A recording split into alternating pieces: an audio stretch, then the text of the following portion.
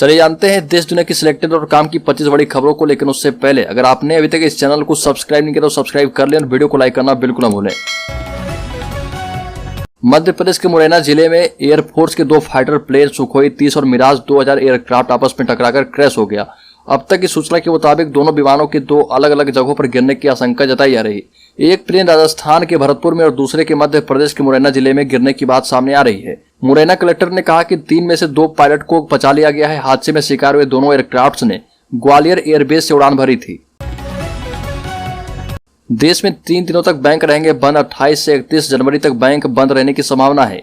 30 और 31 जनवरी को बैंक कर्मचारी हड़ताल पर चले जाएंगे और वहीं इससे पहले 28 जनवरी को महीने का चौथा शनिवार और 29 जनवरी को रविवार होने की वजह से बैंक बंद रहेंगे। ऐसे में लोगों को परेशानी का सामना करना पड़ सकता है।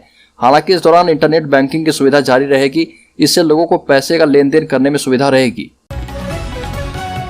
केंद्रीय सूचना प्रसारण मंत्री अनुराग ठाकुर ने देश में फिल्मों के बॉयकॉट कल्चर को लेकर प्रतिक्रिया दी और कहा कि हमारी फिल्में आज दुनिया में अपना नाम बना रही। ऐसे में जब फिल्मों की बॉयकॉट की बात सामने आती है तो माहौल खराब होता है।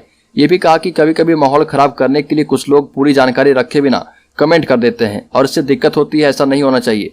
मंत्री का बयान ऐसे समय में आया है जब शाहरुख दीपिका की फिल्म पठान के एक गाने को लेकर कई दिनों से विवाद चल रहा था। राम रहीम की पैरोल के खिलाफ हाईकोर्ट जाएगी एसजीपीसी। कमेटी प्रधान धामी बोले सिखों की आस्था को ठेस पहुंचा रहा डेरा मुखी। शिरोमणि गुरुद्वारा प्रबंधक कमेटी ने सिरसा स्थित डेरा सच्चा सौदा के प्रमुख राम रहीम को बार बार दी जा रही पैरोल के खिलाफ कोर्ट जाने का फैसला किया है। एसजीपीसी प्रधान एडवोकेट हरजिंदर सिंह धामी ने आरोप लगाया कि राम रहीम पैरोल पर बाहर आकर सिखों की आस्था को भड़का रहा। राम रहीम को बार बार पैरोल दिए जाने पर धामी ने हरियाणा की बीजेपी जेजेपी सरकार और केंद्र सरकार को भी लताड़ा। हिमाचल प्रदेश में लगभग 8,21,000 महिलाओं को 1,500 रुपये मासिक मिल सकता है। मंत्रिमंडल के द्वारा गठित कैबिनेट सब कमेटी की ओर से संपन्न पहली बैठक में इसका आधा रोडमैप तैयार कर लिया गया है। दावा किया जा रहा है कि अगले वित्त वर्ष के बजट भाषण में महिलाओं को इस मदद की घोषणा की जा सकती है। कैबिनेट सब कमेटी के चेयरमैन धनीराम सांडिल ने कहा कि अब तक के आकलन के मुताबिक इससे सरकार पर सालाना 500 से लेकर 600 करोड़ का अतिरिक्त वित्तीय बोझ पड़ेगा। कोरोना ने चीन के बड़े शहरों और कस्बों के साथ साथ गांवों में भी भयंकर तबाही मचानी शुरू कर दी है। बीबीसी ने एक रिपोर्ट में दावा किया है कि चीन के गांव में कोरोना से काफी लोगों की जान गई है। कुछ ही दिनों में इतने लोगों का अंतिम संस्कार हुआ कि उत्तरी शांक्सी प्रोविंस में लोगों को दफनाने के लिए ताबूतों की कमी हो गई है। हालांकि भारत में कोरोना के 88 नए मामले सामने आए हैं। देश में अभी 1906 एक्टिव केस हैं। महामारी की शुरुआत से अब तक देश में 5 लाख से ज्यादा लोगों की मौत हो चुकी है। पंजाब के मानसा में एक सड़क का नाम पंजाबी गायक सिद्धू मूसेवाला के नाम पर रख दिया गया। मंडी बोर्ड ने रामदित्ता सड़क का नाम बदला है। 26 जनवरी के उपलक्ष्य में मानसा पहुंचे सेहत मंत्री बलबीर सिंह ने ऐलान किया। मंत्री बलबीर सिंह ने बताया कि मूसेवाला कत्लकांड के सभी आरोपियों को गिरफ्तार कर लिया गया है और जो आरोपी विदेश में बैठे हैं उन्हें भारत लाने के लिए लगातार सरकार काम कर रही है। देश की fact checking website digital forensic research and analytics centre DFRC ने गहन अध्ययन के बाद यह जानकारी दी है कि भारत की छवि को बिगाड़ने के लिए ट्विटर का जमकर इस्तेमाल किया जा रहा। भारत विरोधी लोग देश की छवि को खराब करने के लिए ट्विटर को एक दुष्प्रचार के टूल के तौर पर गलत और भड़काऊ जानकारियां साझा कर रहे। नॉन प्रॉफिट DFRC ने तमाम जानकारियों का विश्लेषण करके पाया कि एक ट्विटर अकाउंट को भारत की अंतर्राष्ट्रीय छवि को खराब करने के लिए बनाया गया है।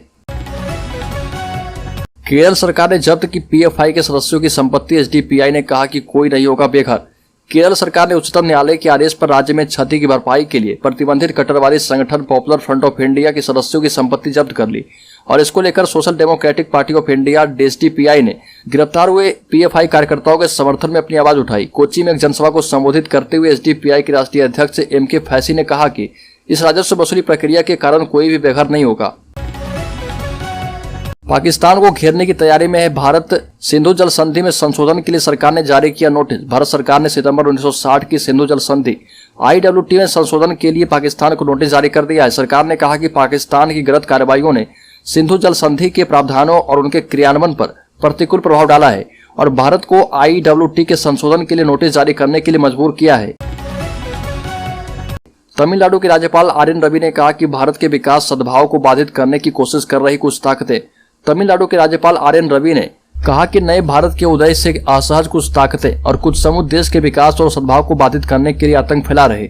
नागरिकों को ऐसे तत्वों से सावधान रहने की चेतावनी देते हुए राज्यपाल ने लोगों से कहा कि आतंकवाद के कृत्यों को रोकने में सुरक्षा एजेंसी की मदद करें।